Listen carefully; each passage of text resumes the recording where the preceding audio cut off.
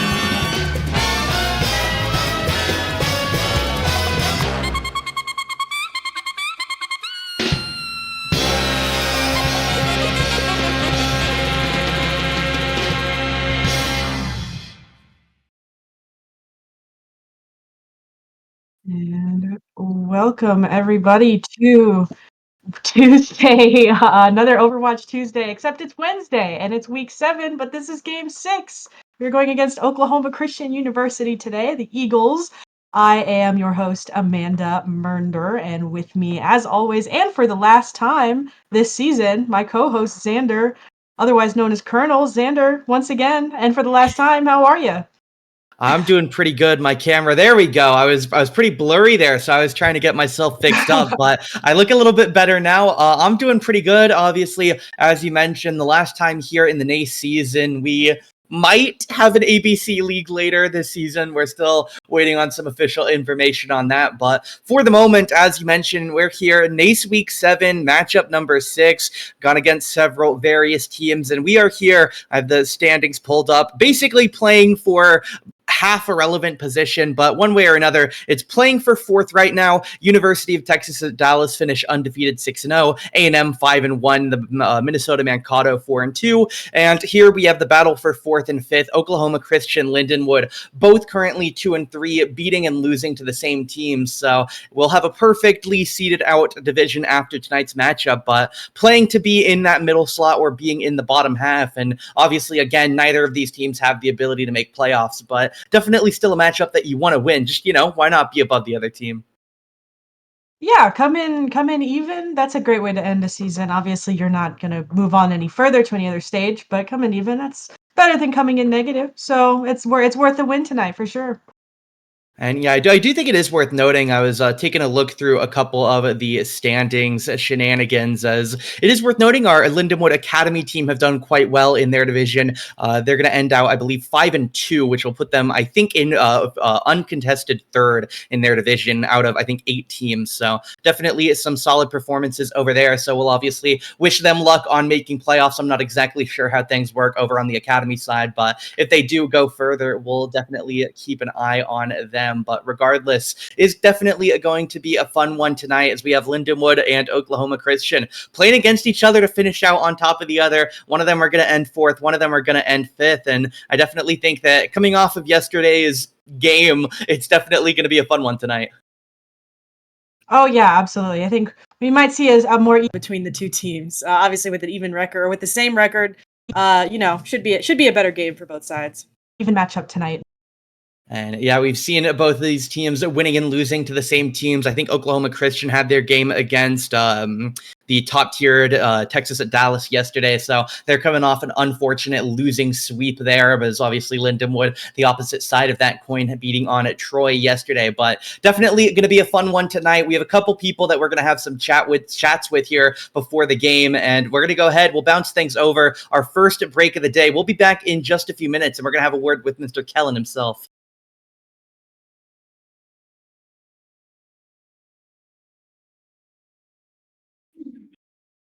Welcome back to the stream, everybody. We are joined by Kellen Ronan Williams. Kellen, how are you doing tonight? I'm doing pretty good. Good. And yeah, so may as well start off. Obviously, the goal is to make it a little bit further in the league, but over the course of at least the Nace season, can't really talk too much about faces as we haven't seen the matches, but talk to us a little bit about how you and the team, you think you've grown, where you think you can work on for the future. Yeah, we had a rough start to the season. Those early losses kind of hit us hard.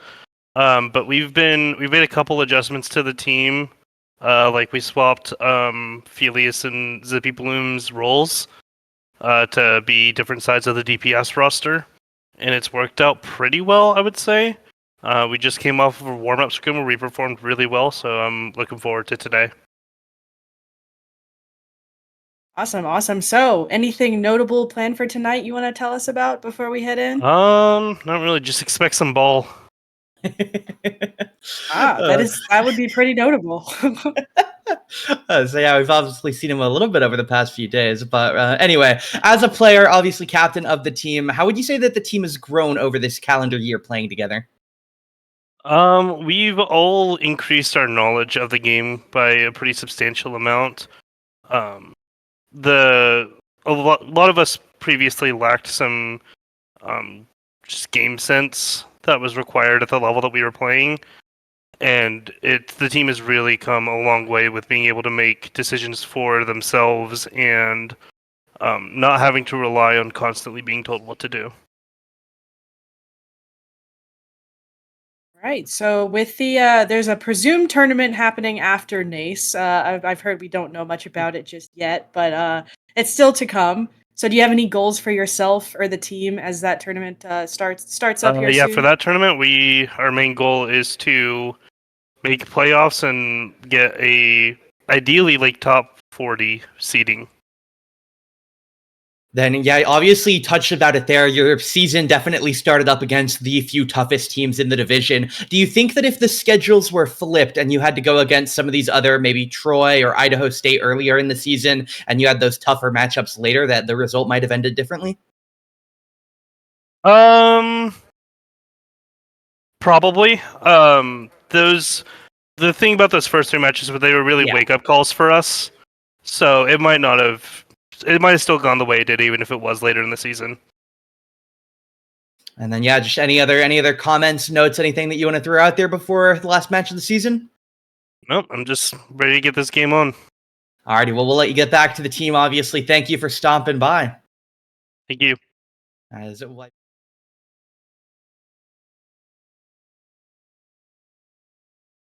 Welcome back to the stream, everybody. You know him already. Coach Cam back on the stream once again. Cam, how are you feeling going into tonight, the last Nace game of the season? I would be lying if I didn't say a little nervous. I think that the team's been doing really well, and as I'm sure Kellen mentioned, we kind of punched up in our warm-ups today, and we ended up on top a little bit more than we thought we would, so we're feeling confident as well, and a little bit bittersweet that it's probably our final Nace game of the season, but we're looking forward to ABC. And then, yeah, I may as well ask, is there anything that we should expect to see tonight? We heard a little bit, potentially might see some ball, but anything interesting to keep an eye out for? I think that's about on brand. Is maybe look for a little bit of ball.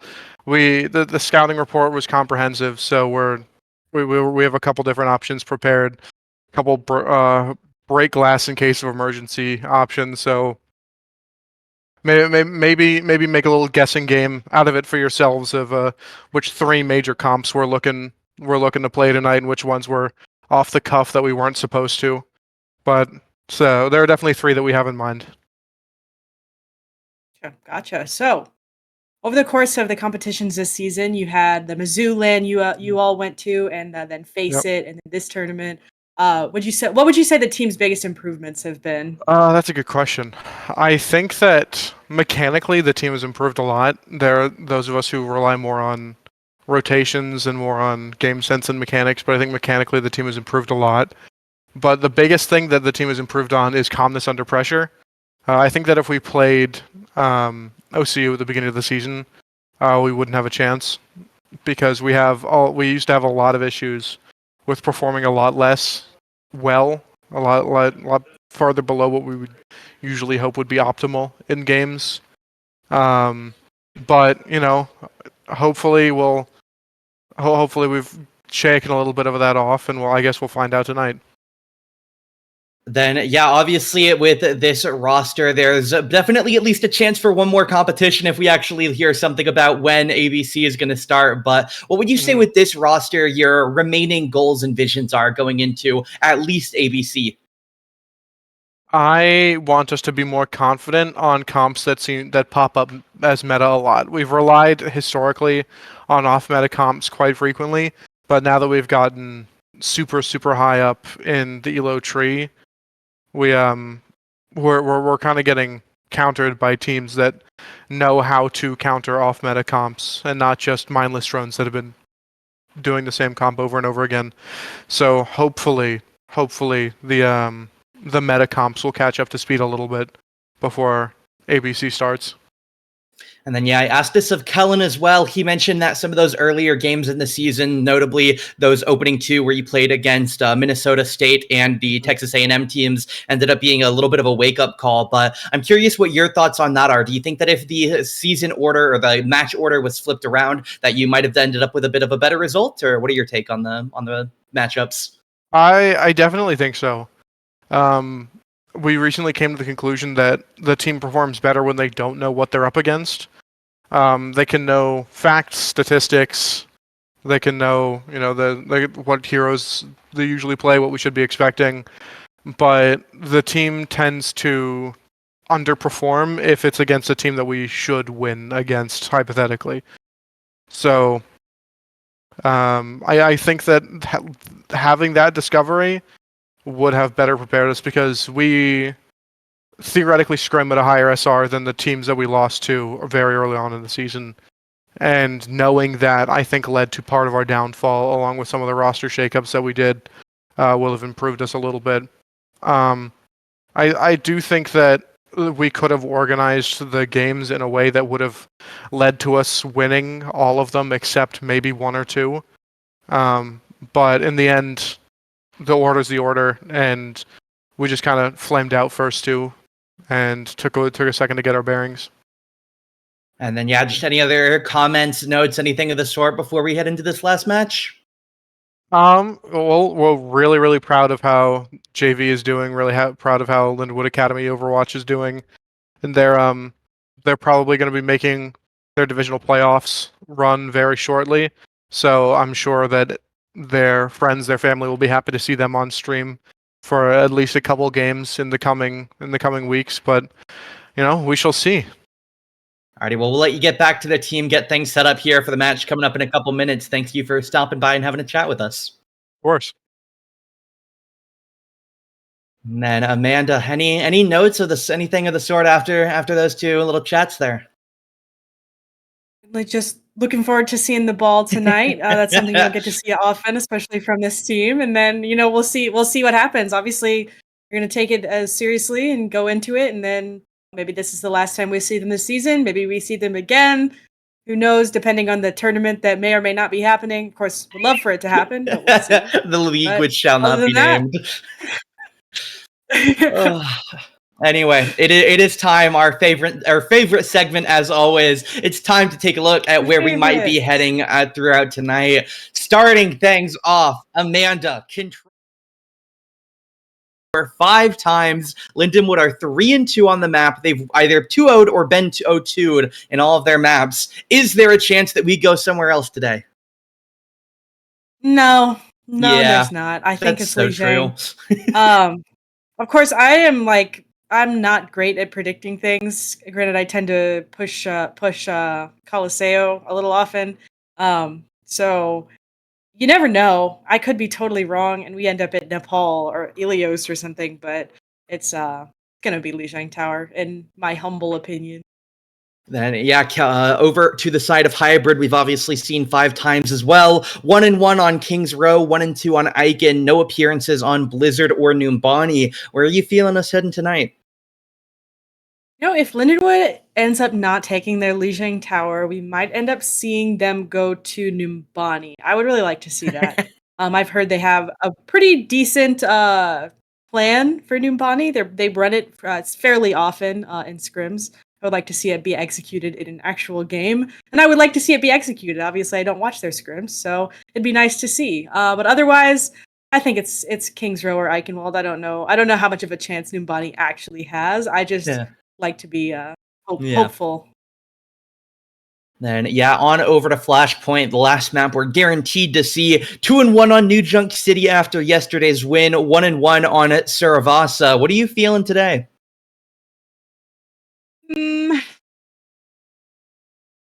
I don't know. What are you feeling? New Junk City? What am I New Junk feeling? City. I'm thinking Lindenwood are gonna find. My guess tonight, right? Mentally, I have it logged as a Lindenwood 3-1. I think we're gonna drop Hybrid. That's my current read. So I think we're gonna bring things over to New Junk City. It's been the map we've gone to the last few weeks. Obviously, we won it out yesterday in a nice little sweep with a little bit of shenanigans going on. But my read on the series is 3-1. I think we're dropping Hybrid. So I think Lindenwood are gonna bring us to New Junk. You think we're dropping Hybrid? So we win Control, lose Hybrid. I think we're gonna sweep Lijiang. We're gonna lose Kings Row. Then we're gonna win New Junk City, and then I think we're gonna win. I have zero clue. What insert random Oklahoma team. What push map are they going to? My brain's telling me Runasapi. We're gonna win on Runasapi. There we go. Solved. You might just be right there, Runasapi. We've seen the couple of push games we have seen. I think Lindenwood performed decently well in, if I remember correctly. This is not last season. I know last season was a little bit more on the rough side. All right. So Runasapi, you said 2-1? 1-0. 1-1 right now. 1-0. 1-0. Okay. We played one game on Runasapi, which we won, and one game on Esperanza, which we did not win. Oh, okay. So it's a 50%. Okay. I get you. Yep. All right. So they did okay. They won one. That's something. 50% isn't zero, right? Yeah, and then obviously all the way back to game number 1 against the single team that will finish 1 slot or 2 slots above us, depending on tonight's result, up against the Mankato Mavericks up in Minnesota. They took us all the way to Escort and then beat us on watch point 2-3. So obviously 1 loss there. But if we find our way to the final game to end the season, where do you think that either of these teams are bringing us? And don't say Junkertown. I wasn't going to say Junkertown. I've absolutely beat that dead horse already. It's not funny anymore. I think we're headed to Dorado. That's my final answer. And I don't know why. There's no stats to tell me why. So Dorado. Enough. I like Dorado. We also haven't seen Dorado for a little while after it's been reworked. Very true. It has been a minute, if ever. I know we saw Circuit Royale. I know we saw Shambali. Yeah. I know we saw Watchpoint. Yeah. I don't know about the other ones. Nope. Definitely always a little bit of bouncing around the map pool. Always ways to try and predict where we're going to go, but never really the good way to be sure. Other than if Linden would have a control coin flip, they are going to bring us to Lijiang Tower. I know we won the coin flip yesterday, and we're given that right to choose, but we'll see if we can keep our 50-50 luck up once again, or the other side win and also take us to Lijiang Tower because it's the most played control map. And that would not surprise me at all either, which at that point would make me think we're going to go to Kings Row second map. But regardless, I feel like that's become a bit of a staple. Teams that pick the most popular map almost always pick the most popular map in every road. Every team that picks Lijiang is picking Kings Row. That's true. Lindenwood picked Lijiang yesterday and didn't get the second pick. I don't know. You're right. Troy going Icon was crazy. Lose to Afara game 1 and you go Icon? I think that's crazy. It's a strategy. Certainly not the right one, but a strategy nonetheless. Yeah, you know what? If they can justify it, obviously the season ended up going a bit rough for them. So got to try out whatever you can. Perhaps they saw some maps on Numbani or Blizzard World that we weren't able to. But regardless, for the moment, the map hover is Samoa on the map, but we actually don't have Samoa in the map pool. So I'm gonna guess that's not where we're going. All right. That would be a reasonable guess. I'm pretty sure it'll be one of the 4. That's my guess. Unless we're just saying, who cares about the map pool? Let's go wherever we want. It's the last game of the season. What are Nace going to do? It to the playoffs. Yeah, what are they going to do? Yeah, I mean, we'll see what ends up being. In case that happens, it wasn't my idea, I swear. Phantom 5th map in the map set. Always an opportunity, always a possibility. As well, we'll see what it gets changed over to, assuming it gets changed over. Waiting for one more person to get in the lobby, and then a couple spectators, I believe, still on their way. But for tonight, we're going to head things back over to a bit of a break, and we'll be back hopefully in just a few minutes. Game 1 of the day.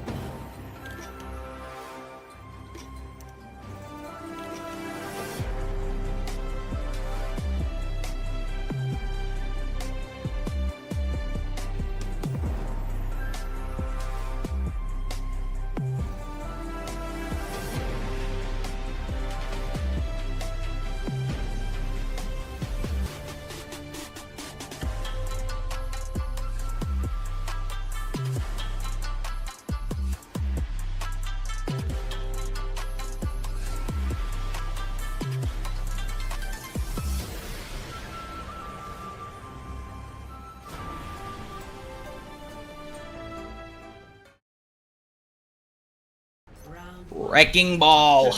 As expected, Lijiang Tower, we were told Wrecking Ball is what it is, you know? It's interesting to see, though, the Baptiste alongside this team.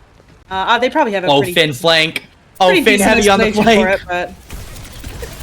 Oh my The goodness, Wrecking he's Ball already in. 1v4. He's 1v4ing backline. As my god, Ronan obliterates Ashe with the ult fire there. Zenyatta picks up a nice headshot kill there onto the Ashe. Is already the side of Oklahoma Christian going to be struggling a little bit here. Finn taken quite low. He'll back away though. Does have Bap Zen to keep him covered. Is Zane already off the Ashe onto the Sojourn. Yeah, you get taken out that fast. You have to think about switching right off the bat. You have a little bit more ability with that Sojourn pick, so worth taking the switch. Still being not a lot really going on here for the team. I mean, Finn kind of being a nuisance and ends up running away. The team has to really find a good opening here. There's not a lot of ultimates obviously that are going to be on the board anytime soon. We're going to see that Kitsune rush from Bubbles. So picked off. Sojourn Other can't than get back that- to the team. Already actually getting jumped on by Wrecking Ball, and Zanjamin down again. Gets a second death in a row. Only 2 people have died, and both of them are him.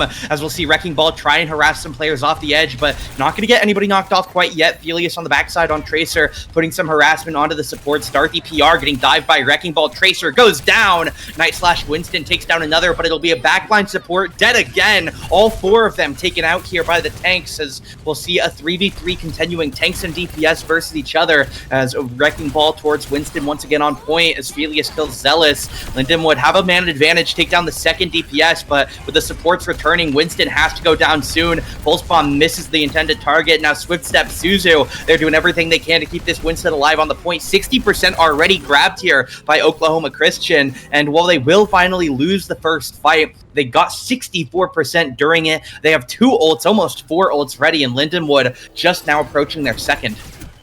Yeah, we saw that Pulse Bomb come out, not quite catching. This team, you know, they took just a second to take it. I think just because they were their Tracer, their Wrecking Ball, a little bit on a different page here. I think now that they actually have the point, they have the map advantage here, they might actually start being on that same page, and that's what they're going to need to make these dives in order to keep this point alive for themselves. You see the Suzu come out on the Kiriko from Oklahoma, and the Deadeye comes out too. That was one of the Cassidy ults of all time. Zealous ult stands there, does nothing as Zippy barrages himself. That is not the way you want to see that one used, as it will be the Winston Primal coming out. Felius now taken down by the Cassidy, as Lindenwood kind of crumbling here. Ether able to take down Night/. The tank loss is going to be a bit unfortunate. Transcendence comes out to keep Bap firing, as Lindenwood on the reset fire, harassing pretty heavily. Bubble's going to get taken down. Kiriko, nothing to do. Ether, though, going to die here. Zen gets picked as well. Zealous with a double kill, as Darthy PR on the Juno, trying to stay alive, and he will just long enough. Finn goes down. Lindenwood, they're going to get to past that 64 marker set by Oklahoma Christian, but won't live much longer after. It's actually Zippy. Takes down 2 DPS here in a row as he gets 1 sent off the map. Kiriko, Lucio, both at back as I have disconnected. Oh, no, I'm back. Okay. Lindenwood, don't lose the point here, actually. They don't. It was looking a little bit rough for them. They're still holding on. Obviously, we saw those ults come back. Ult come down from Zippy. Ended up getting that monkey really weak, and he's the only one left. Zillist also going to be alive. Ends up taking out Ronin, actually. Going to maybe possibly be unfortunate for Lindenwood, but at 90%, they only have this pulse bomb, which does end up catching Zillist. They're not going to have a good regroup left before Lindenwood's at 99. And it's going to be hard for them to touch on those across all those mines, too. Sojourn ends up just having to power slide in, takes a bit of damage going through as Lindenwood holding on pretty heavily here. Ether gets 1, Ether gets 2, a boop and a headshot, melee now. Ether is killing somebody new with some random part of his kit. Winston Cassidy to save the round, but neither of them are even going to touch. It's 164, Lindenwood, 0.1 Li Zhang. They made that fight last so long, they were able to get each other back, and then Zillist dying right before that last fight ended up coming up. I think really did not help Oklahoma Christian get back together in a way they needed.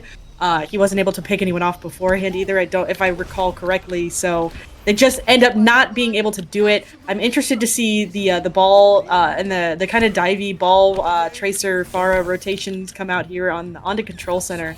It should be possible. I don't see why not.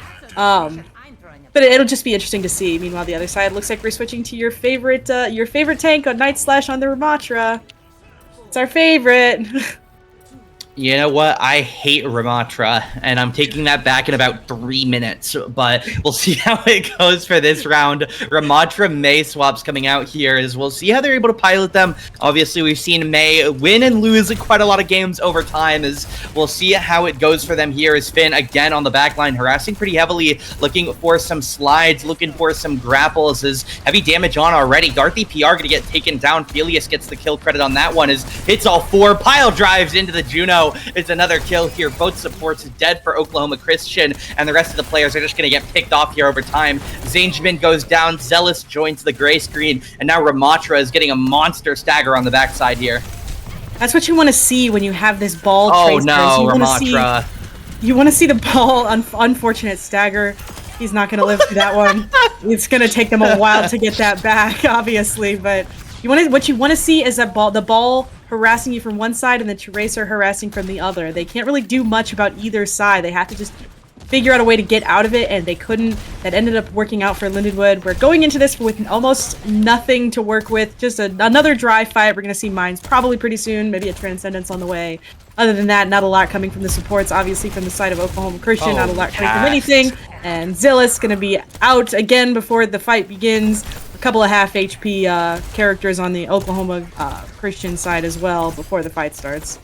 Yeah, I mean, they're just taking so much damage on the front side by the Pharah, just streaming rockets into the rest of the team as Sleep comes out here, hits Finn, but he has his own shielding to get himself out, gets back to the Zen and Baptiste. We're going to top him right back up, and I feel like at some point you have to identify that you are playing against Wrecking Ball Tracer. You don't just get to show up on a side flank as an immobile character like that Cassidy, as he just dies out randomly there, as they see him and they just completely collapse him, as Sigma swap comes out for Night last year. We'll see how they're able to pilot it. They do have Deadeye. They have the Nano coming up soon as well as Trance comes up here. Lindenwood going pretty aggro as they're going to try and get some pulls in. Now it will be a couple knockouts, but Bap gets taken out. Both DPS join the pile of dead as there will only be one ult expended here by the side of Oklahoma Christian to win this fight, as Finn he's having a nice little time on the point. He's just going to go farm up the rest of whatever he can, as he will go down 85%. We'll see what Lindenwood actually get to. It'll be 87% to 0 here. Oklahoma Christian, a pretty high hill to climb.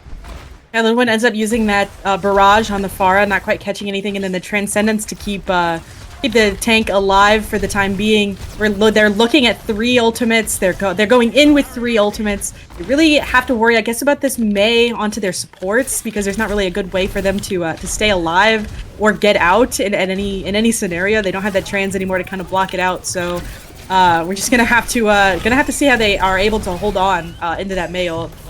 As Finn dies first here, but they are able to trade out both supports here, which leaves it 4v3. May Blizzard comes out, it's well thrown from long range, but the Frisbee comes out, Lamp stalls him for a bit, Deadeye is cancelled, Zealous is having an unfortunate round to say the least, as we'll see May stalling for a little bit in the enhanced cryo. Now it's going to be Break trying to get the point on it as well, but they all just get taken down here. Ronin for 2, Zippy the other, 90% here, 3 dead on the timer, as we'll see Sigma running back in, has grab flux, is going to go up, grabs 2, Farah Bap in a bit of danger as they will both die to it. Night Slash, though, has to get onto the point. He's pretty slow on that Sigma. He is going to touch at the 99th percent as Wrecking Ball back again, trying to put some chaos down. Rally engaged by the Darthy PR support here as we'll see Lindenwood lose the point here on the 99% as we'll see the Oklahoma Christian crew counting from 50. Ronan spending quite a bit of time in the Oklahoma Christian backline. They don't quite kill him for a number of moments. Lindenwood going to be having to reset here. Not a lot to go against. Obviously, we saw Zealous use that ultimate. Darthy just came out with that Brig ultimate as well. Lindenwood, they have this ultimate to work with now with Ronan. They got it back. They have Barrage. It didn't quite work out for them the last time, but there could be a decent opportunity to use it this time. Oh. And there goes Night Slash. The tank off the board is going to be pretty difficult to hold down, I would say. Yeah, the Barrage realistically kills 2, and then Ronan and Finn able to take down Bubbles on the Ana afterwards, and they're left without anything. Lucio Doom swap here. They are trying to get back to the point. Tracer's able to stall, but Zanjamin goes down immediately, but the return of the players are here. Doom, Lucio looking to stall versus 4 as they are doing everything they can, but Discord comes out. Night Slash goes down. It's now Lucio versus the Worlds. He's taken out as well. Ana gonna get knocked away from the point, and 200% to 64 and 81. Oklahoma Christian gets swept on Li Zhang. Yeah, they certainly did. I like the ball comp. That's all I have to say. I like the execution. You can really see if that's what they played in their practice scrum before the game. You know, you can see kind of what happened there. You can maybe see it come out here. Beautiful plays from Ether. I love to see a good Lucio moment. I do love it killing 3 people, all of them with different abilities. One of them got booped, one of them got M1'd, one of them got quick melee. I mean, what more can you ask for? Guys actually swapping up his kit usage every 2 seconds. And he shut down an ult. That Sojourn used that overclock, and he shot it down. So good for him. Great Lucio plays. Love to see it. Yeah, may as well keep the stats updated now. At the end of the control season for Lindenwood, they play 6 matches, every single one of them on Li Zhang Tower, going 4-2, giving them a grand total of 8-4 in points. As again, either swept or were swept on every single game of Li Zhang Tower, and they are going to complete the sweep here against OCU 2-0 in the favor for them. 1-0, obviously series score, but Control, definitely one of our favorite maps. Obviously, the 1st and 2nd seed in the entire division were able to take those maps off of us. But Lindenwood beating out just about every other team, or not just about, literally every other team in the division on the map site. Yeah, and now we head on into the hybrid maps. Obviously, we're not quite sure what Oklahoma Christian will pick. I have a good feeling it'll be between 1 and 2. Oh wow, we're going to Kings Row. But you never know. You never know. Truly, it could end up being Blizzard World. Throw a wrench in at the very end of the season. Why not? You know what I mean?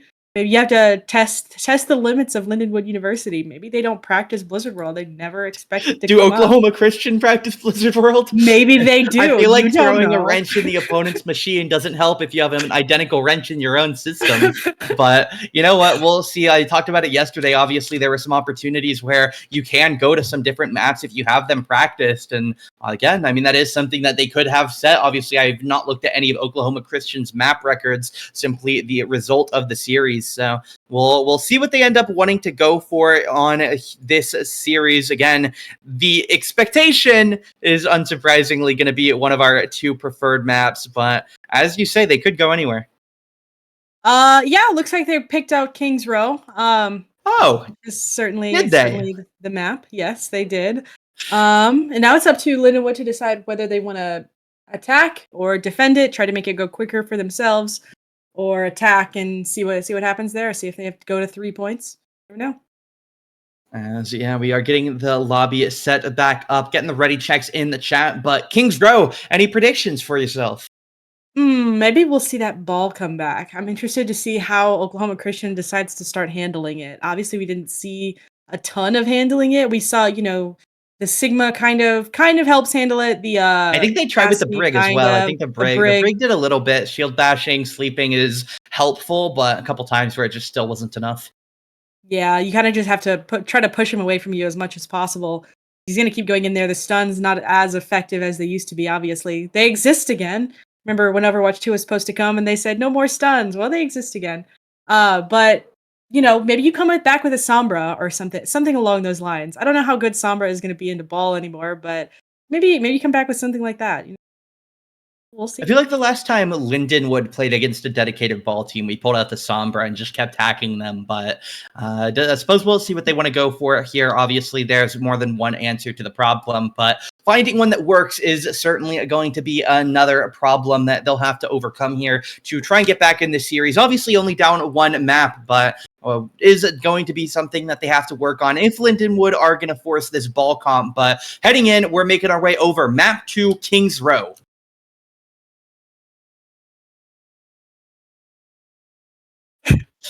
It's a pretty cool map, isn't it, Xander?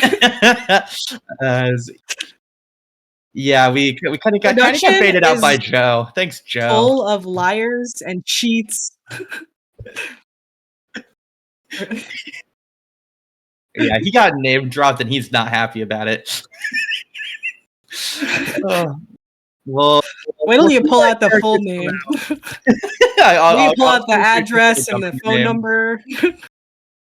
We saw a couple of interesting characters hovered in the first draft of the compositions, but most of those are going to end up being for fun, as we do see some characters getting picked up here. Lindenwood, unsurprisingly, going to be piloting this same composition. They are on the defense here to start out the map, so we'll see how it works out for them. Tracer, Farah, Wrecking Ball, Zenyatta, Baptiste coming out once again for the opposition. They're going to have a couple of changes coming in. Night Slash is going to be on the JQ, then they're going to be playing Reaper, Cass on a Zen. Definitely not what I had on my bingo card. No, you're not really dealing with the ball issue with this kind of composition. I mean, you have like a little bit of control with the Junker Queen, and you have a little bit of control with the Sleep Dart, and I guess the ability from Cassidy. Melee? I don't know. But you don't really have a ton of control over this dive composition, and your Ana and your Zen and even your Cassidy are going to have a lot of trouble staying alive. Oh, Zenyatta's dead. Because just to start off, the Zen already getting dove. They notice pretty quick, so he doesn't end up dying right off the bat. Finn going to end up getting really weak, but kind of bounces off the walls like a pinball and ends up where he needs to be. Zanjamin goes for a really aggro play there with the Shadow Step. It almost gets punished for it, but it's able to get himself out. Reaper only has 9 escape tools, but Felius does go down. Zealous gonna get that kill there with a headshot on the gun. As we'll see it, pressure coming out on the point here. OC already halfway through this first tick here, as we'll see if they're able to secure it in as Night Slash takes down Finn and Lindenwood. I mean, they're just having players picked off as first tick taken by Oklahoma Christian. Lindenwood still being forced back. Second tick taken. It doesn't look like we'll see a touch, and the third tick officially swept here. Oklahoma Christian 1-0, 5.5 minutes. Yeah, when you lose a integral part of the composition of your kind of core, you have to figure out what to do there. Felius obviously gets picked off pretty quickly by Zealous, so Lindenwood has to go in with a different strategy there. Finn kind of get blocks in by the supports, not able to really do much past that. So we're on this second point. They have to come up with a game plan. They have to make a strategy here with not a lot of ults to work with, obviously. And going into Darthy almost having that Transcendence, going to be maybe tough to dive these supports and really get something going there. We'll see a continued bit of harassment coming out as Finn almost in enemy or initial spawn here, as he is doing his best to harass this backline, and he's simply going to run away. Cassidy stuns him or hinders him for a little bit. Reaper going for an aggro play. Eyes on Zanjamin in the backline as he's in the bar, top of the floor, trying to harass this Farah, but not really getting away with much. Has to go into the Wraith form and head back to his team. Yeah, you can see Farah a little bit low on HP, but there's not really a ton he can do. Farah has a little bit more. Obviously, with a short-range character up in the sky, it might be a little bit hard for Reaper to deal with that kind of thing, but they're looking into... I mean, Lindenwood, they're going to start off with this Transcendence, or with this Barrage, going to end up getting the Transcendence out. Nobody has died yet. 2 Transcendences on the board. I mean, they just have to figure out, once this one is gone for Oklahoma Christian, they can really get on top of this Ana and this... the Zen, but it's not really going to matter. Both supports for Lindenwood out. Bubbles is going to be down as well. It looks like all 4 supports once again are gone. Pretty even fight still, Xander.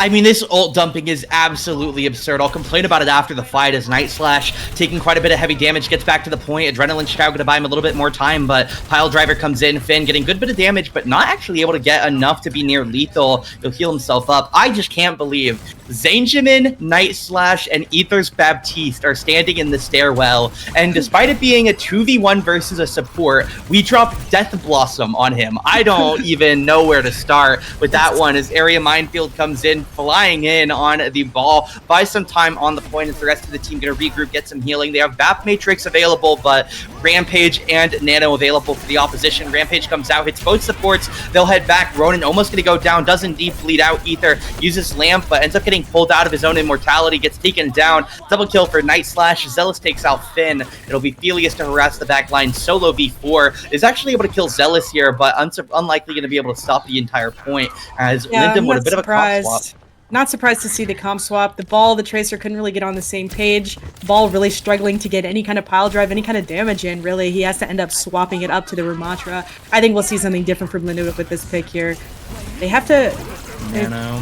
The Nano comes out. I guess the Reaper they kind of have to watch for. He's still behind, but he's kind of just has to drop in and drop out, kind of run away. Both supports down already.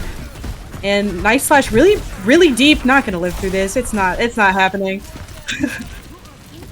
I mean, I feel like this Reaper is very low impact. As I hope the Zane swaps here for the sake of OC. I think they need to realize that.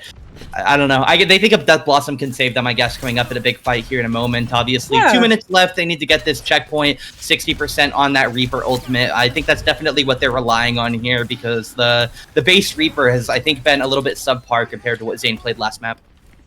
Yeah, I mean, if you have the opportunity, you get up in that high ground, you say, I have ult, guys, and then you jump in, you hit Q, and you die. And Zippy Bloom hits Q, kills Night Slash, and fight may as well be considered dead. Finn gonna take out Zealous, and that's how it is. The fight will go back to, they have to reset it. Lindenwood only working with this... What?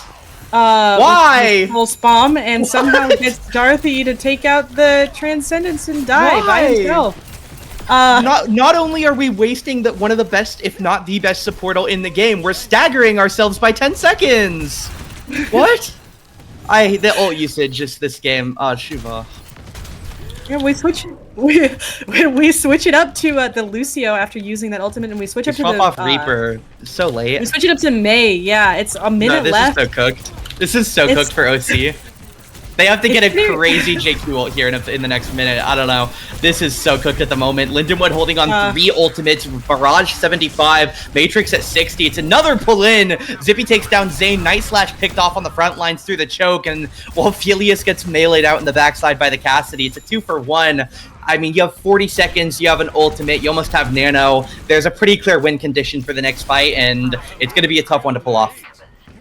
Yeah, you could take out Zippy Bloom there. The suppressing fire is now gone, and they had the opportunity to get to the point. They have ultimates as well, but you're looking at Night Slash, you have that ultimate, you have to watch out for Ronan's beat. It could completely cancel it out. And then, of course, you have the support coming up in Bubbles, but you have to watch out for Annihilation as well. I mean, yeah, they're just pumping everything they have at this point. Beat comes out, it is going to reach over to Finn. Now the Deadeye finds nothing. Annihilation comes out, and we rampage just one support. It actually is then going to end up clipping onto Zippy as well in the sky, which I hadn't noticed, as Lindenwood actually falling out here in the sewers as they do burn 2 ultimates there. Not going to buy them much time, as I hiccuped mid-sentence there. Mid-breath there, really, is Felius. Yeah, I mean, he's stalling a little bit of time, but... Yeah, Finn in a really rough position against that Deadeye. He ends up dying to it if he stays there too long, and Ronan has to use that beat to keep this tank alive, and then ends up it kind of just dominoes from there. You have to use it to keep your tank alive, and then you just don't have it, and then you end up dying in the stairwell. All in all, a rough turn of events for Lindenwood. They don't have that Annihilation anymore. They're looking at a death from Ronan, and they're looking at Blizzard coming up from Zanjamin. That's certainly a better pick than the Reaper from earlier, I will say. Yeah, we'll see him get a kill here on to Zippy. He does still, again, as you mentioned, have that ult available. As Lindenwood waiting out here, as we'll wait for them to try and make a play. Oklahoma Christian just slowly moving that cart forward. 45 seconds on clock. Ether waiting on the respawn. Blizzard comes out. It's solo Ramatra, but the barrage not going to find value. There is going to be a beat drop. They're stacking a lot in here, but Lindenwood, they are going to get triple capped here. They don't even get the touch here. Try to fly in at the ending moments, but round 1, 3 points over to Oklahoma Christian, and they leave half a minute or 34 seconds on their clock. Yeah, 34 seconds is certainly a decent hold, especially on that second point. They ended up holding it down for a while. We didn't even think they would make it back in time, but I think that Zangerman switching it up to the May really gave them kind of the forward momentum they needed into the Ramatra, into the and into the sports, obviously. But moving on into this point, I don't know. Lindenwood probably not going to go back to their original comp. I don't see why they would. Probably going to stick to that Ramatra, but obviously it didn't work out the best. So we'll have to wait 6 seconds, because I don't know. Let's just play some full Psycho Zippy on Widowmaker the entire map. Chaos. Oh, I forgot we played Pharmacy. Right, we're going to play Pharmacy on this map. I forgot we did that. That's right. And we're going to go with the Sombra as well. I like to see it, especially the Zippy Sombra. We saw that a lot last season. Obviously, Sombra's gone through a couple of changes since then, but like you love to see it. It's a classic. Oh, why are we playing Reaper again? Surely we figured it out last round. No, let them All play right. Reaper. It worked out great. Did it? All right. I don't know. I think dying at 60% ult charge, not changing, and then dying again and then swapping at like 80% ult charge is one of the calls of all time. But regardless, it's the call they made. Obviously, it ended up working out. They triple cap with time on clock as Lindenwood, Pharmacy, Sombra, Kiriko, Wrecking Ball taking on this same variant of the composition we saw coming out from OC. As we'll see how they go. Finn already top corner, going in super deep on the flank. He's going to get spotted by Zenana, as going to try and move around. Does have a pile drive attempt coming in. Kiriko swift steps up to him, so going to be a pretty tough pick here to get down with this tank. Yeah, I'm just so fascinated by the Pharmacy. I want it to work out for them. They have to find out where they can do it, what they can do with it. Yeah, it certainly did. Zealous kind of try to deal with both of them. It may end up being where they end up losing out. But yeah, Zealous gonna get real weak there. Yeah, Lindenwood just need to find something. They have to get a pick, but unfortunately, Zangerman teleports up top, gets his pick, goes into the Wraith form to get out. Both DPS incredibly low, but neither of them going to end up falling as Zangerman is actually waiting for passive regen at the moment. Ana finally going to start sniping him with a bit of healing as well. Finn comes over. He's going to dive onto the Ana. Ana might be endangered. Sleep comes in, but it's not going to matter. Felius, they kill Bubbles out. Ana dead, and Lindenwood a bit of a timer here to try and play 5v4 with a missing enemy support. Reaper hiding up top. He actually gets passed by Finn, and the Reaper is just so slow to action here, but he is going to get rewarded for it. Finds the kill onto Felius lurking in the hallways. Finn kills Darthy on the backside though, so not going to be able to get that much. Zealous hiding out behind, gets spotted, goes down, and Lindenwood should just have a triple cap here. On a Reaper are looking at a line of sight they can play on, but it's not really going to be the best in the world. Reaper goes over to Sombra, but they just jump off the cliff. It's a triple cap for Lindenwood, 40 seconds slower. Yeah, smart of Zangerman to not try to go back into that. Obviously, there's not a lot he can really do. I would have loved to see the Hail Mary Death Blossom to try to clear the point, but it didn't happen, and you know what? Good for them. Lindenwood gonna switch it up to the Sojourn, gonna switch it up to the May. Nothing on the board for ults, but they have the point, they have the opportunity to push it here, and they take out Darthy before that Transcendence can come out. Meaning they will have it next fight, but that's not this fight. Death Blossom kills so many people. Oh my god, he got 2, as we'll see how Lindenwood try to recover. Night Slash takes down Finn. Lindenwood, they get folded here, cost of 1 ult, and I mean, I feel like this is a trade that both teams are fine with, I guess. Lindenwood don't have any ultimates, so the other team drops a heavy DPS ult and they win the fight for it. Yeah, you see, you take out Darthy, you see that opportunity to really go in and do what you need to do, and you kind of forget, or you don't see the Reaper able to take out 2 of your players. And the Nano comes down. They're gonna just kind of try to run it back, run it away. Yeah, there's the wall, and Felius takes down Bubbles with that orb. That the Nano kind of goes unnoticed, unused, or used but unused, really. Yeah, Sojourn on the top level here. Felius, again, obviously they've swapped off this Pharmacy post first point, and it's working out quite well for them as they're already over halfway in. Yeah, going well for them. Darthy not having a great opportunity to stay alive and use this Transcendence. I would expect to see it next fight. He's had it for like 3 or 4 now. And then Zillus has this Deadeye as well. looking into just an overclock, almost a blizzard, and almost the Ramatra ult as well. Yeah, you're gonna start it off by keeping Night Slash alive. I mean, I guess that's certainly what you got to do, I suppose. Lindenwood backs all the way out, lets them use that ultimate, knowing they almost have nothing on the board. They have to go in soon here. As Felius gonna come around, overclock straight into Zanjamin's face, and the overclock insta-cancelled. Deadeye comes out from Cass here. We'll see if he can find any value playing on this top side as he shoots a wall. Unfortunately, Ether a little bit too quick there as Lindenwood survived for the moment. Annihilation backline is interesting by Finn as we have our own struggles with tank or ult usage here as player per role going to be stacked up here for Lindenwood. They take down Night Slash. Now Beat comes out, and it's not going to actually tank that much immediately. Zealous going to kill out Ether. Lindenwood still fighting forward. The May goes down. Now it's Ramatra versus the world. Finn goes down, and while Lindenwood buy technically a little bit of point progress, not really what you want to see with how many ults they burn there. Yeah, you don't want to see how many 3 meters of point progress traded for almost 4 ultimates. That's not going to look great. 2 minutes on the clock. They have plenty of time to take or utilize this this blizzard, and Zealous really far forward. They're going to end up being taken down. They're going to have to use this blizzard, and soon Dorothy going to have that Transcendence back very quickly. You don't want that to block out the death. Oh! A huge wall Rampage blocks it off. It only connects onto Finn. Now Blizzard comes out, and this is a fight of the day for May if they win this one. Zen comes out with Transit, too slow to save the tank. 4v4 tankless here for either side. No ultimates available. Zanjamin dead as well. Dorothy bubbles go down, and if Zippy did not just win that fight, I don't know who did. What a standout fight there. Beautiful. Obviously, it does catch Finn. He ends up dying because of it, but the huge wall will end up blocking that rampage. It's pretty stellar play, I would say. Getting into the next fight, all we're looking at is Zanjamin's iconic Death Blossom, which he is standing up top. Look right at him, getting ready to drop. No, that's crazy. From the Oh my top God. rope. They know, Reaper. they see him. He's teleporting out. They see him. He's not going to be a secret anymore. Holy! Literally going to back it all the way out. Nothing to work with just yet. Gonna have an overclock very soon. Gonna have a Kitsune rush very soon. I can't stop thinking about Zanjamin. What are we ulting, brother? He just dies to the Sojourn. That's why you need to make it a secret. And then Cass also throws his ult in there. I cannot believe that they're gonna win this fight. Lindenwood, Ramatra is doing everything he can. Rav Vortex trying to stall, but they do go down.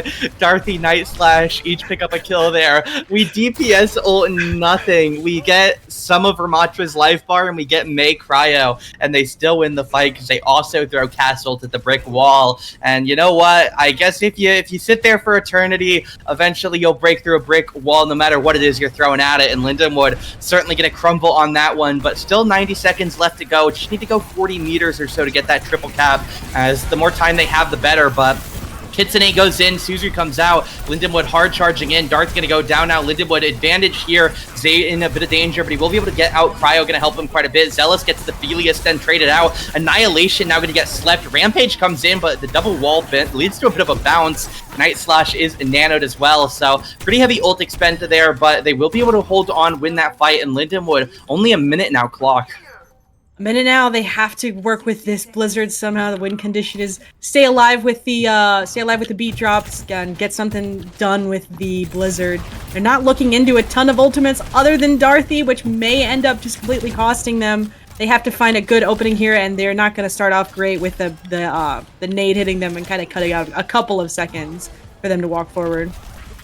Yeah, Lindenwood can no longer win the round with advantage, but you certainly can still win the round before you zero out. As May comes in now, it's going to be May ult blocked away by the beat. We'll see if they can still force a pick, but it looks unlikely as Lindenwood trying to charge in. Deadeye comes up, their own beat now. Lindenwood trying to stall on. The Deadeye, though, going to get held for quite a little bit here. Zealous looking for the play, going to get boosted up by his own May, but doesn't even end up firing. Lindenwood, once again, trying to find on the first pick. 15 seconds clock. You got to get moving now. Very unlikely to cap with time. As a trade comes out, both Lucios go down. Now it's going to be the side of JQ. Ramatra going down. No Lucio, no tank. Zealous gets hit by the draw here as Sojourn looking for the damage now. It's going to be the Nano coming out for Linden, or for the side of Oklahoma Christian. Another trade here. Felius and Zangerman both go down. Zealous, Nano trying to hold on. Ronan and the double support and May here for the side of Lindenwood. Tanks are returned now. Night Slash on both of them on the Doom, actually, as we see some unsurprising swaps here. Kiriko Kitsune comes out. Lindenwood trying to hold on here. Deadeye comes out again by Zealous. May comes in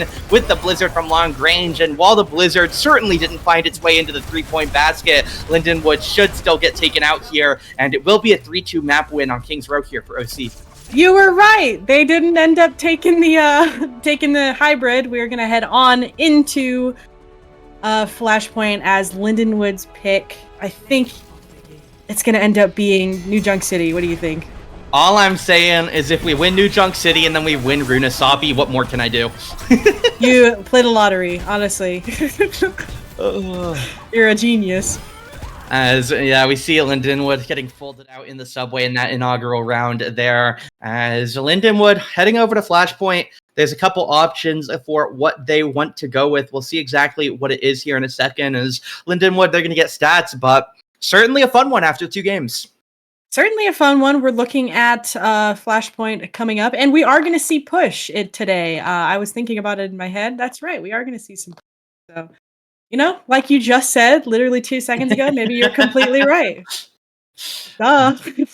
If I call all 4 maps and their winners, I don't really know what more I can do. I mean, we'll see if it even ends up being New Junk City. Obviously, Lindenwood. If you gave me my own prediction a month ago, I would assume that I was being lied to, as I wouldn't have ever believed that I'd predict a New Junk City map pick. But we'll see, obviously, what Lindenwood wants to go for. There's 2 options, and both of them have decent merit to picking them, I think. Yeah. Certainly. But I think Lindenwood is more comfortable, especially the coach wants to be on that New Junk City. So I think that is what they're going to end up picking. But it is a 50-50 at the end of the day. 50-50 with a little bit of a weight towards that New Junk City. So maybe it's not 50-50. As yeah, we're going to get stats, we're going to get the map pick, and we're going to get everything set up. We'll be back just a few minutes. Map number 3 between these 2 rosters.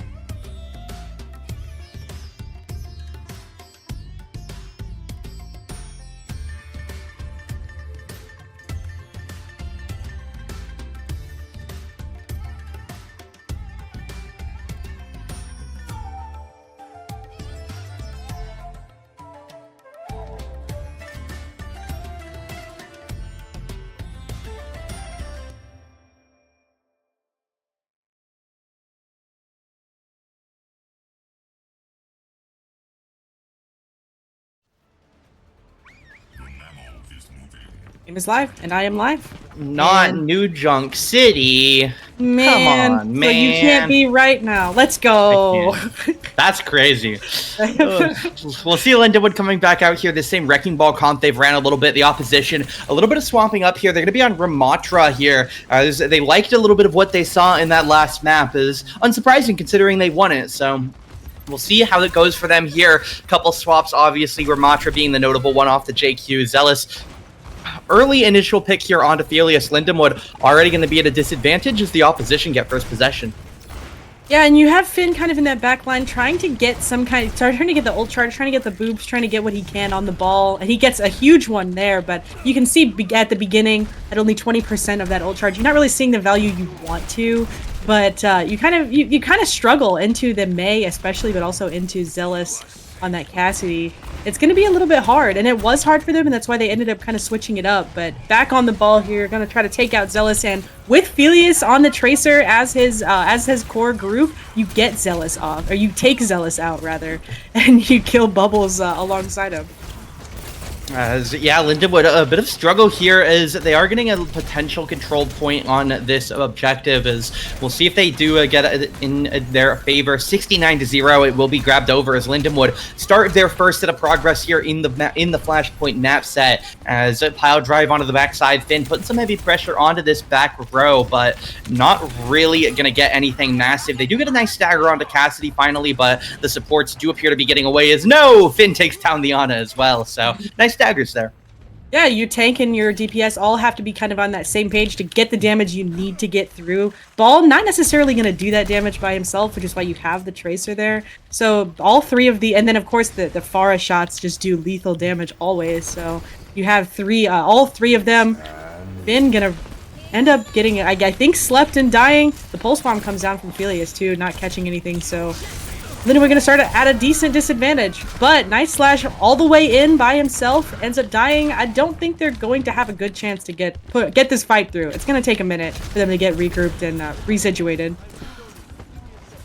We'll see it. Lindenwood potentially going to get this first point. 90, 91, 2, 3, 4. Mega to get the touch in as Felix just gets chunked away. No attempt to dodge, or no great attempt to get away there. As it will be the beat drop coming out by Lucio. Now it's going to be a blizzard coming in as it might get a triple freeze here, but Transcendence comes out. Good by Ronin as they're actually not going to all survive it, as it will still be a double headshot from the Cassidy to kill the BAF as Finn stalling on the point. 99-69, 30% lead, and they just want to cap here as Lucio and Ramatra continue their stalling game here. Finn trying to get as much shielding as he can. Tracer going to kill down the Lucio. Now it's Tracer versus Ramatra Cass on the point here as they are fighting it out for it. As it will be a recap here by Oklahoma Christian, now passing that 3/4 mark.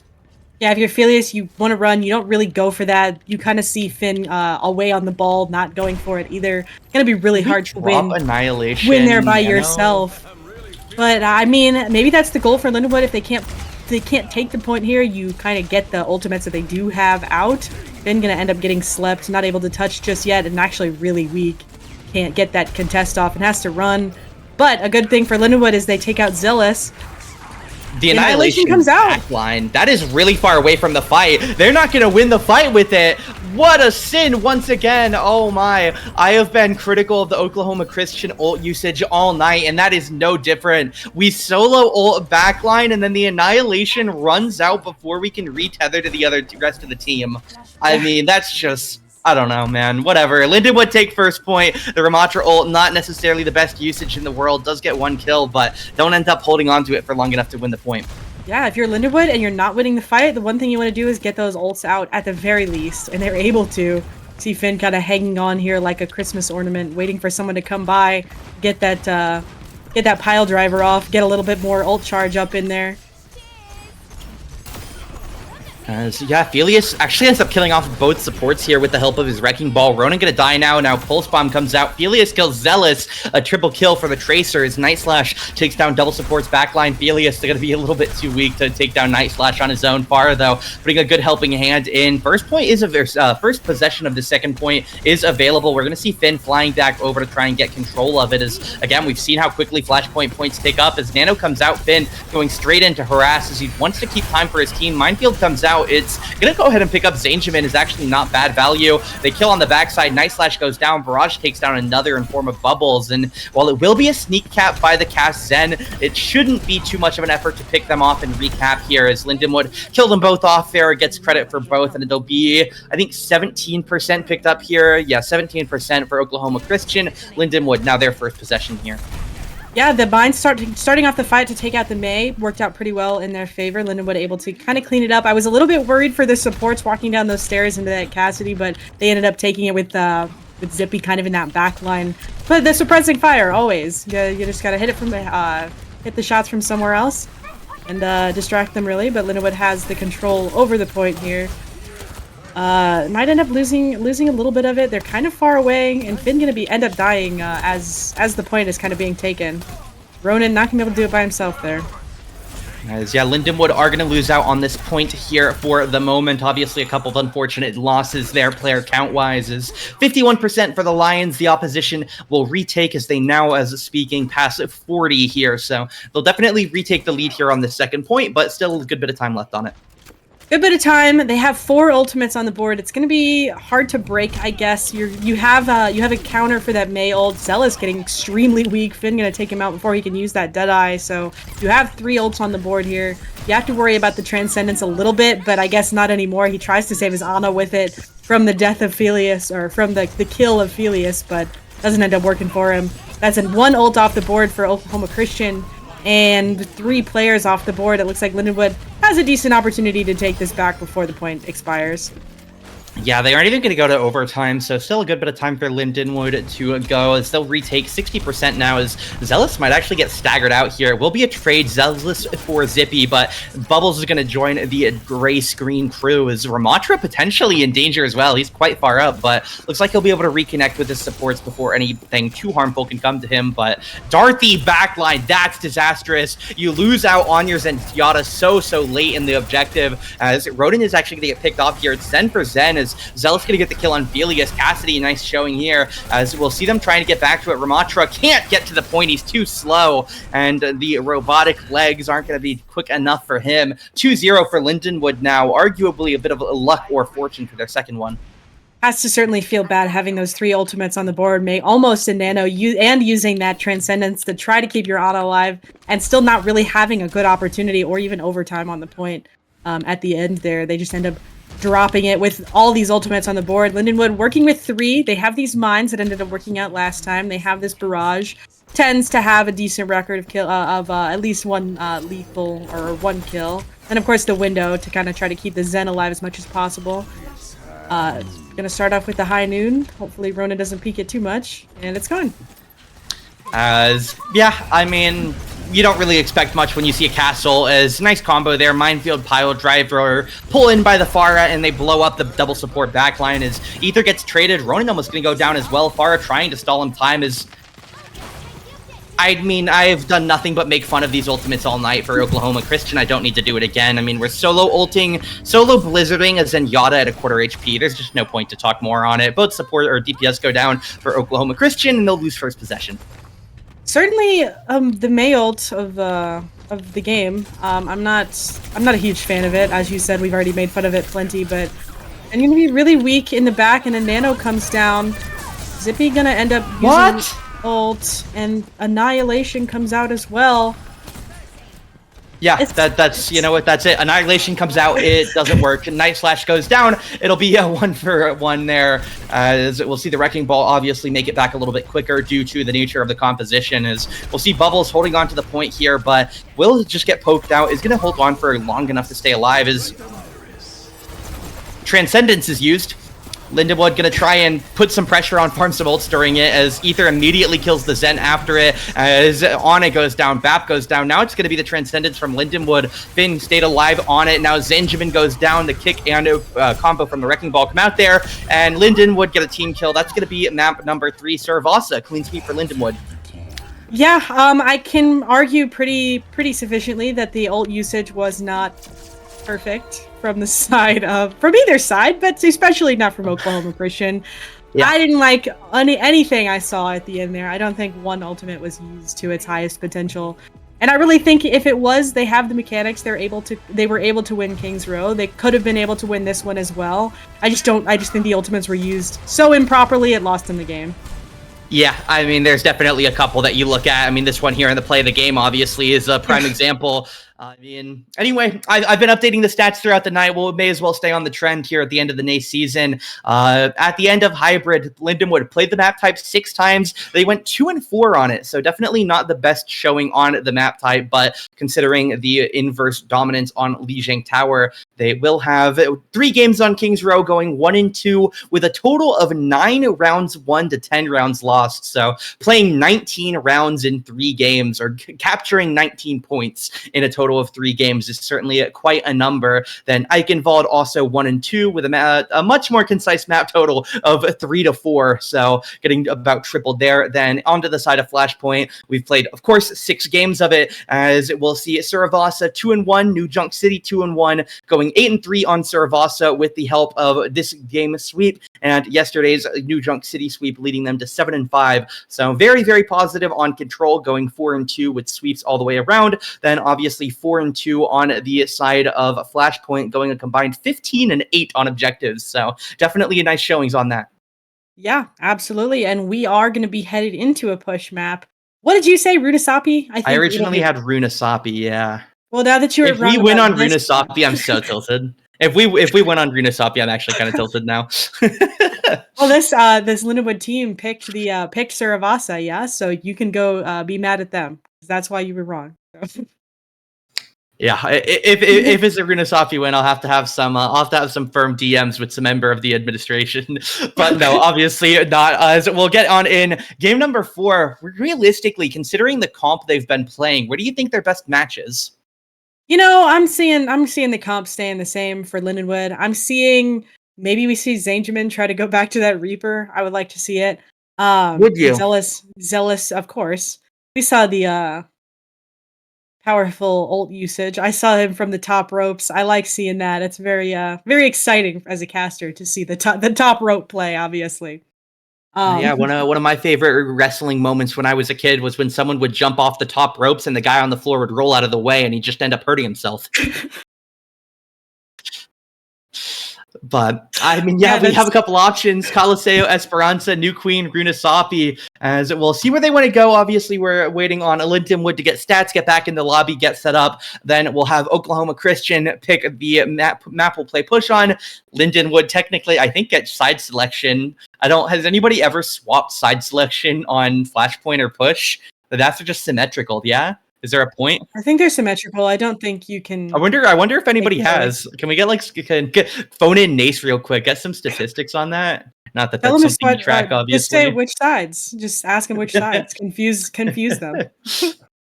And then yeah, obviously there is Coliseo! Holy moly! Are you serious? That's what the captain for OCU has typed. Coliseo. I then was ready. right. Wow. Eventually. You know what? It was the wrong team. All it was right. the wrong week, but I was right eventually. I will take it. We are headed to Coliseo for the first time in Nace history. For the first time since week 2, we're playing a new map. You love to see it. I don't think we've ever seen Coliseo in this tournament. Not once. Wow. I mean, this is going to be a fun one. Coliseo.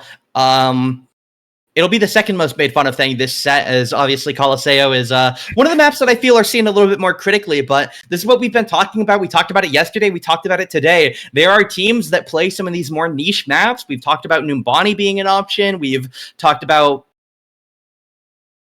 Blizzard World being a possibility. Have we talked about Blizzard World being a possibility? I mean, I said can if you say want that to we throw a have, wrench in it, but it wasn't. But yeah, everything I that mean, happened. there's always a chance they have a Coliseo comp ready. Maybe we see some spicy sniping. As one way or another, we'll get the ready checks in and we'll make our way over to Coliseo. Any predictions here composition-wise, or are we just going to see the same thing we've been seeing for 2 games? We're going to see the same thing we've been seeing, although let's bring out the snipers. Let's make this the last game and just bring Circuit Royale up. Yeah, just bring out the last year Widowmakers. fall split, whatever season it was, where we just played Circuit Royale for 4 straight matches or whatever it was. Bring out the Widowmaker. I want you to be bored out of your mind.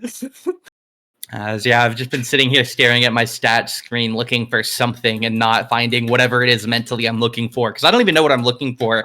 I'm trying to find something to rationalize Coliseo. The only thing that comes to mind is that we've been getting, from the mindset of OC, we've been getting absolutely disestablished by the Wrecking Ball all night. So perhaps a more open map is going to give them at least a bit more knowledge about where the Wrecking Ball is or isn't. So we'll see if Linden would even want to stay with that composition. Obviously, we've seen some Ramatra, some JQ, find some success tonight. Obviously, there's always other compositions. We talked about the Zarya Reaper that Lindenwood liked quite a bit in the past. Obviously, some changes have been hit by those characters. Obviously, the perks have been released since we last saw that comp prominently, but we'll see what they want to go for here. Potentially the last game of the Nace season here for both of these teams. If the side of Oklahoma Christian are able to come out successful on Coliseo, then we'll play one more map to determine not only who wins the last game of their season, but which team ends on top. Not that either of them should be able to make playoffs, and we are getting a Reinhardt from Oklahoma. That is a bold pick. I do like to see it, but I think, I guess there's not really a ton to easily dive for the ball and the tracer, and I guess the Pharah has pretty decent opportunity there, but there's not really a lot they can dive. They can end up going for that Cassidy, but the ball or a Finn really struggled into the DPS. You have to kind of go for the supports, and both of these supports have easy mobility, especially with the perks that Moira has gotten recently too. You can have even better mobility. So I mean, it's going to be tough to say until we see really what happens. Finn already kind of deep here. Gonna try to do what he can to get a little bit of eyes on Tracer as well. Some of that damage in, and yeah, Tracer and Finn kind of on opposite sides here, as they kind of should be. Felia's going to be really weak here. Not gonna end up dead just yet, but they really have an eye on him.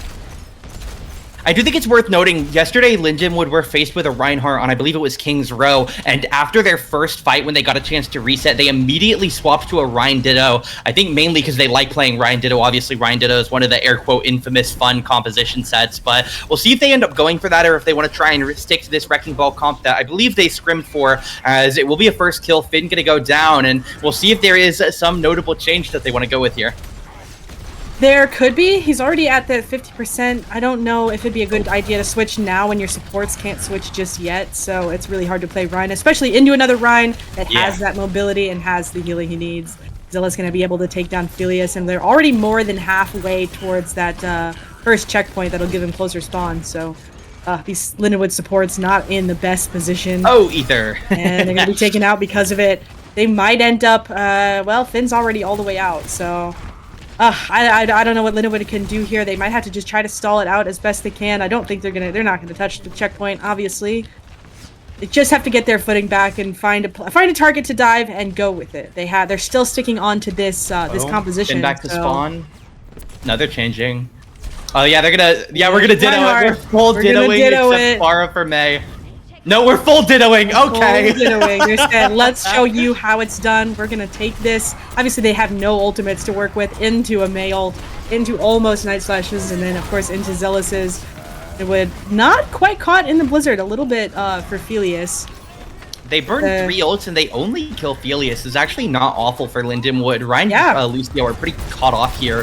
They will probably go down, but 3 ultimates and you don't lose that much progress. I think there's been worse fights in the past, but at this point, Lindenwood, they're down by over 100 meters and they've full swapped to ditto the enemy's composition. If you win the map at this point, it's because you played better. Absolutely. I mean, they're down on just about everything. They're down on space, they're down on positioning, they're down on ultimates, and they're going to be down on perks as well, so... The Shatter not catching anything, blocking it out, and also it wasn't a terrific Shatter. Cass all the way deep on this right side, going to be absolutely found out. And Lindenwood gonna be flipping the script. They have the ultimates now, they have the bot now, they have every advantage now, basically, other than the beat drop. And you know what? They almost have this Shatter as well, and hopefully this one connects. Does better than Night Slashes. As we'll see Lindenwood able to, for the first time, re-neutralize the game state since they lost their first meter. As forward spawns cancel, Blizzard comes out now. Lindenwood gonna have a chance here. B comes out to try and stall, is on the backside. Night Slash gonna get taken out here. They do retrade for Felius. Zealous getting some good shots this map. Is Zippy re-harassing on the side. 3 ults for Lindenwood. B coming up in a moment to make it 4 on the opposition. It's Cass with his Deadeye soon. Coalescence available in 10. As we'll see Lindenwood burn their own Coalescence. Now Lucio goes down. Now the target's on Nace. Zangerman dead. As what is Zealous doing? They are cast. Wow. Okay. Cast 1v1 on the backside, and it will go over to Zealous, who is then immediately picked off by the side of Ether. So cast 1v1. They end up just both dying as Reinhardt's charging around on the front side. It'll be a death for Night Slash and Coalescence. Coalescence finds very, very little. I wouldn't honestly even hate it at this point. You get both supports in it. You buy so much time, maybe even forward spawn, but they don't end up going for it. They stall out without dying, so I'm not in a bad mood about it either way. As Zealous pops the Deadeye, Lindenwood, they just play behind walls, play behind shields, and the Deadeye is, I think for the 4th time in a row, going to find just about nothing here. As, again, we've talked about it, Cass isn't really one of the ults you expect shiny things out of. As Blizzard comes out, Felius immediately finds Zangerman with the Deadeye, but is going to get traded out due to the Blizzard. Ult for ult, kill for kill. Now Now another trade. Darth and Zippy go down. Night Slash goes down on the front side. Finn goes for a pin, misses out on Bubbles, but will be able to stomp just in the melee range. Zealous kills Ether as Lindenwood going to retrade it back onto the cast. As it will be resets coming out here. Obviously, the spawn's a little bit favored for the side of the Oklahoma Christian crew. Is 5 minutes on clock. Lindenwood just going to regroup. Yeah, plenty of time. They have the ultimates they need to win this next fight. The fight's gonna be brought a little bit closer to them, obviously. And they have the Shadow, they have this Blizzard, they have this this beat drop as well. They're running into pretty much nothing. So Lindenwood, they know what they need to do. They have the speed, they have the front line that they really need, and the wall's gonna come down to block them from getting out. So Ryan gonna get frozen, May gonna get frozen, and they win it with just that ultimate. Obviously, we see Zealous take down Felius, but he will be taken down in the process. Lindenwood still 2 ults on the board, just had to use that wall proactively, and just had to use that Blizzard. And now they're just going to be running into the Deadeye. Almost a Shatter too, but Finn still holding onto this Shatter from the past couple of fights. We should see it fairly soon, I'd imagine. As, yeah, forward spawn's almost secured, but they are going to end up being a little bit short there as Lindenwood backing into a bit of a hidey hole here in the building. Shatter's blocked away! It's the second one for Night Slash to find absolutely nothing. Coalescence comes out, Ronan putting pressure on, now the cast comes in, Deadeye finds nothing again! And it is ult after ult after ult for Oklahoma Christian. You said it once, I'll say it again, their ults are their downfall today. You know what? I love to see the Rhine Shatter block and trade it for Rhine Shatter that connects. Rhine solo Shatter immediately. Beautiful. Yeah. Absolutely. Perhaps the ego shattering moment Nace Night Slash doesn't need in order to win this game, but they're backing them all the way up into that spawn, kind of blocking him off from the spawn, but they have to back out here. They have to get back to the bot and regain positioning. As we'll see Coalescence come out here, Lindenwood backing away. They do get away from the wall. They put up their own to buy them time. And I mean, enemy pops Coalescence. You have absolutely no problem giving some space, giving them room. As they will retreat, regroup. They'll hold their forward spawn as ult-wise, we'll see another Deadeye come out. Felius is this time blocked away by the sound barrier. Now it's their own sound barrier. Finn not going to get the bonus of it, though, as we'll see Lindenwood basically swept off the map here. It'll be a team kill. All 5 of them end up falling. As forward spawns are going to get reset. Lindenwood down by just under 30 meters, though, so they definitely have their way back into this game with over 2.5 minutes on clock. Yeah, you have a little under 3 minutes on clock. You have no ultimates on the board. You got rid of basically the ones you needed to, the Blizzard and the Beat, and then obviously the Coalescence happened a little bit early that last fight. So Lindenwood, they need to build up their own of those 3 ultimates, and then the Ryan as well. But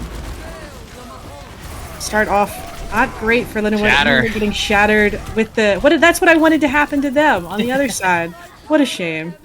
And yeah, Lindenwood burn Coalescence for enemy Shatter, and then it will be the 1-for-1 there as resets coming out. And now Lindenwood on the return. Forward spawns grabbed. 2 minutes on clock. Lindenwood obviously still a little bit of effort to go. They're going to have to cross the full length of the map to get back to their push point. Go another 30 meters from there.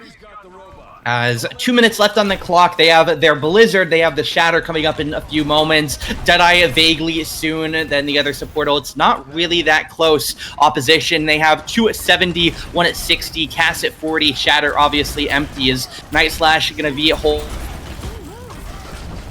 on the front line, gets shielded off. Blizzard comes out here as Lindenwood. They're going to get a nice bit of pressure here. Takedown 1, takedown 2. Lucio in danger as well on the front side. Zealous goes down. It'll be a 4-for-0 here as Lindenwood burn 1 ult to make it happen. They farm that Deadeye. They have double support ult at half now. Lindenwood re-even the spawns a minute 15 clock. Yeah, and you don't have anybody that you end up losing on Lindenwood. At this point, they tend to have lost their Cassidy before the fight ends, and you kind of see it happen, and you think maybe they don't have this fight. They end up taking it with everybody alive, and they have forward spawns. They're going into almost double support ults. Yeah, the ults are going to be a downfall point here. Beat comes out for the side of Oklahoma Christian. Ryan Wall's holding each other out. Deadeye going to find Little. May Blizzard comes out here. It doesn't look like it freezes anybody, but Felius is still going to go down. Shatter from the backside. Zangeman going to be the prime target, but Finn can't find much on top of it. Now it is going to get blocked by the May wall. And with 35 seconds, Lindenwood are really looking at a point where they can't lose another fight. They're going to get their respawns on forward spawn. They are going to have some time to work with. 30 seconds on clock, Coalescence and be available opposition. Deadeye Coalescence of their own, Shatter 65 over there, Lindenwood Blizzard at 50. So still a way back into this game, but with 15 seconds clock, they can't mess up again. Yeah, you're looking at building this Blizzard. The Blizzard has worked out for them to get past this middle point, but they need to get it soon, and all they have to work with otherwise are these support ultimates. You're going to start off with the Coalescence. You have to keep Finn up here. He cannot die in this situation, especially right now. Deadeye. You have to watch for that Deadeye as well. Yeah, Ooh, the beat comes out from Ether too. Oh, Lindenwood are burning a lot here, but they still have a lot they have to get through. They have to cover half or really about a quarter of the map and then keep pushing as we'll see if they can make it happen. They're stalling out some ultimates and some abilities for the moment. Shatter blocked away by the shield again. Lindenwood a chance here. Zangeman and Cryo gonna have a chance to try and pick him off at the end of it as Lindenwood looking around. Blizzard available now for the side of Zippy as we'll see if they can get some kills. Felias kills both DPS backline. Lucio gonna go down as well. Darthy dead. Nice slash dead. 4 for 0. Felias. Moira stalling. Bubbles goes down. Lindenwood, they have a chance here. They'll re-even the spawns in their favor, and they are pushing with a TK. It was absolutely critical that when they get those first two, they don't use any ultimates. This Blizzard is going to be absolutely crucial for this next fight. They're looking into nothing. If they can win it fast enough, they don't have to worry about anything. They have the Shatter as well. They were able to end up building because of that. And then forward spawns as well may end up helping if there's a long overtime. Blizzard might grab 3. Strong Blizzard. Zangeman goes into the Cryo. We'll see if he's able to get away at the end of it. He will indeed. His own Blizzard comes out now. It's not going to get blocked. Lindenwood. Nobody gets frozen by it, though. They are going to take a lot of damage, though. Deadeye comes out now. Felius going to get it taken down. Zealous, a nice play. Deadeye of his own comes out, but it's canceled away. 1 for 2. Beat lands on nobody but himself. And Dorothy, did he just make the mistake that lost the game? Beat hit nobody but himself. Can't be what he wanted. It's a team kill for Lindenwood. Zangeman, the sole player alive, is Lindenwood. They are entering the final 15 meters here. Respawn's coming out, but Nice slash Darthy Bubbles, they're also slow. Moira swap comes in. 5 more meters to go. Lindenwood entering the final stretch. Now it's going to be the Coalescence coming out. Zangeman stalls in Cryo. Nice slash Doomfist comes in, but Zangeman going to get pinned down and taken out. Felius are getting dived on as Zealous goes down to Ronin Coalescence. Lindenwood 5v3. Nice slash taken down. 5v2, and Lindenwood are going to win on Coliseo. Down 123.74 meters to 0, and they're going to win it 123.75. They swap to the enemy composition 1 for 1, character for character. They're against forward spawns, against 120 meters, everything in mind. Disadvantage to them when it comes to the map stay, but in overtime they pull it out at the hands of, you guessed it, another faulty Oklahoma Christianol, and Lindenwood 3-1. Such a heartbreaking beat. You think you have it, and you think you have just enough to block out the damage from the Shatter, where to the point where he won't get anything out of it, even though he hits it, and it doesn't catch either person that's shattered. It just catches you. It's super unfortunate for them, but Lindenwood ends up pulling out the 3-1 victory, dropping King's Row, struggling a little bit there, but we saw Coliseo for the first time ever. You love to see it. I'm very happy. I knew it would happen this season. I called it, right? Just all around a great game. All around a great series. And yeah, I mean, you watch back through the VODs there, and you can see consistently what the problem is. Lindenwood had some faults of their own, of course, not saying there was a perfect game played by one side and ended close anyway, but regardless, the ult usage just got to be a little bit more up to date on it. Some of them just a little bit too shaky. Lindenwood not saying again that any of their ults were all perfect by any means, but definitely some notable ones in some crucial times, right? Enemy Shatter is on the way, and your beat in match point overtime goes on just yourself. It's just not something that can be happening, as Linden would take advantage of it. Obviously, good punishment there, and they're going to take the series 3-1. Obviously, the push map, I suppose, 1-0. So at the end of the Nace season, Runasapi and Coliseo both 1-0, Esperanza 0-1, and then as mentioned, the only game of push that we saw was a 2-3 Watchpoint and Gibraltar loss. So Lindenwood, definitely a solid season overall, especially in the later half, but some unfortunate scheduling and some unfortunate results will still leave them out of the playoffs. Unfortunate, but they ended up with an even record, so we'll call that a win. It's not a losing record. You know, you ended up taking some home. You understand. You set the precedent that you are capable of winning, even if it's not always the highest ranked teams. You're still capable of winning, and you're still falling right in the middle of the pack. So Good for Lindenwood. Won't be seeing the playoffs this year, obviously, but we will be seeing another tournament soon. Maybe. Hopefully. Maybe. We'll let you know, obviously, whenever that happens, but if that happens, but hopefully. Yeah, I mean, definitely. You think back to what was it? I can see it here. When was it? You think back to the 4th of February against Minnesota State, the team that finishes one spot above us. They probably make LCQ, and we were within 10 meters of bringing them to overtime on Watch Point Gibraltar. I mean, you look at it, and really, you are within literally 2 seconds of pushing a point of making it potentially to playoffs. But obviously, we talked about it in both interviews. Not the way that the season ended out for them or started out for them, of course, in this case. But regardless, that'll be the day. 3-1 for Lindenwood. We'll bounce things over to a break, and we'll have a chat with somebody here before we wrap things up.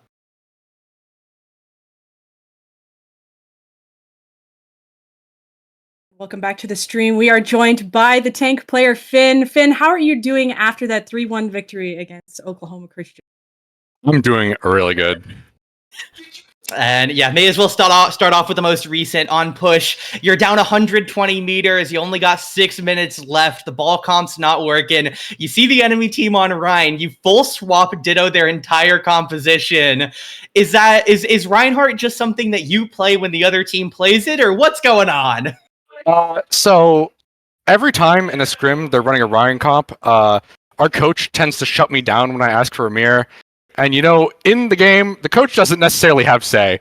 So I saw the Ryan comp, and we were losing. So I said, "Yeah, just hit the mirror," and it worked really well. We thought that might happen. Obviously, it happened yesterday as well for a little bit there. So we thought it was definitely a possibility.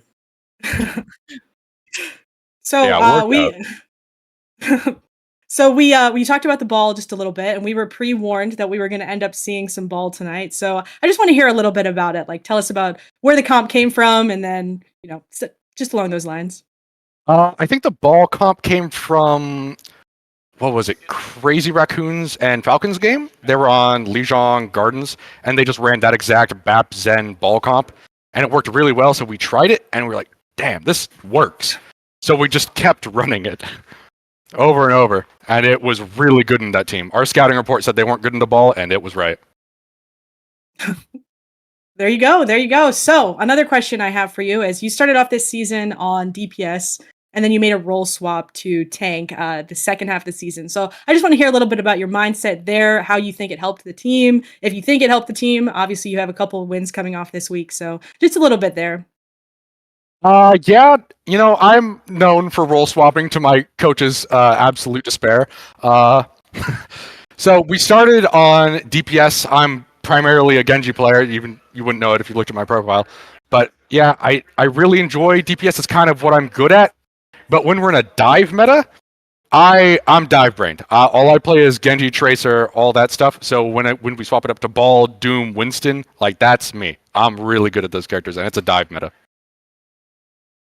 And then, yeah, tell us a little bit, obviously, end of the Nace season. You guys end up, realistically, about 10 meters on watch point from having a chance at playoffs. Obviously, a month ago. Didn't end up being the way it goes, unfortunately. But just give us your overall thoughts on the season, on tonight, everything overall, and when it comes to Nace. We got a really shaky start to Nace. It was pretty rough, but as you can see, we've really kind of caught our stride. To our knowledge, what was it, Oklahoma Christian? They were pretty much our mirror matchup, and we did really well against them tonight in terms of map score. So I'm satisfied with how it's going. Our ABC season should be pretty good. We're on a roll right now. So hopeful for the future. Yeah, that was the next question. As ABC is coming up, hopefully, and I just want to know your goals for that. What's the plan? How do you want to do in that tournament? Obviously, you want to win.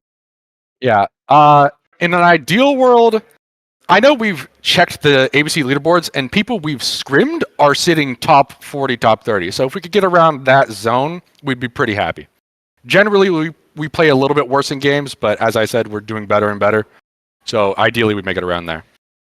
And then, we won't hold on to you for too long, but any other closing thoughts, concerns, shout-outs, notes, anything on the season? No. Really? Overall, pretty happy. Pretty good season. Alrighty, well, thank you for stopping by. Obviously, congrats to you, the team, the coach, everybody stacked up behind you. Whiteboard Winston that got dragged over for a moment as well. Obviously, congrats to you all. We'll let you get back to the team. Thank you for stopping by. Thank you for having me. So yeah, in other news here in the Lindenwood esports sphere, we do have some other notes to give you guys when it comes to our seasons here. Obviously, again, with this Overwatch team, things are wrapped up, but we do have some other notes joining them in the being done with game camps. We do, I believe, have Rocket League done for the season, but tomorrow, Thursday, this week, Rainbow Six Siege playing their last regular season game on stream tomorrow. Overwatch Academy will be starting their playoffs at some point in the next few weeks. We're not exactly sure on final announcements on when those matches are going to start up, but keep an eye out on the socials for updates regarding them. We'll be back here once again, casting some more Overwatch in the Academy division, or the Varsity Plus division, I think they call it. But Amanda, any other notes on the day, on the season, anything? You know what? I'm happy to see them go even. I'm happy to see them take 2 games back to back, Tuesday, Wednesday. I'm happy to see the improvements that I've seen, and I look forward to the future for this team. Alrighty, well, thank you all for joining us on the stream. Obviously, successful match tonight, show of dominance in map 4, as Linden would end the season on top of Oklahoma Christian, finishing one above them in the standings. Obviously, still a little bit away from making the playoffs, but it is how it is. Obviously, we talked about the scheduling earlier and whatnot, but at this point, doesn't matter. Season is over. So thank you all for joining us. Obviously, if you're a Siege fan, hop back in tomorrow. If you're an Overwatch fan, we'll see you in a couple weeks. And again, hope to see you then for some Overwatch Academy playoffs. Thank you all for joining us.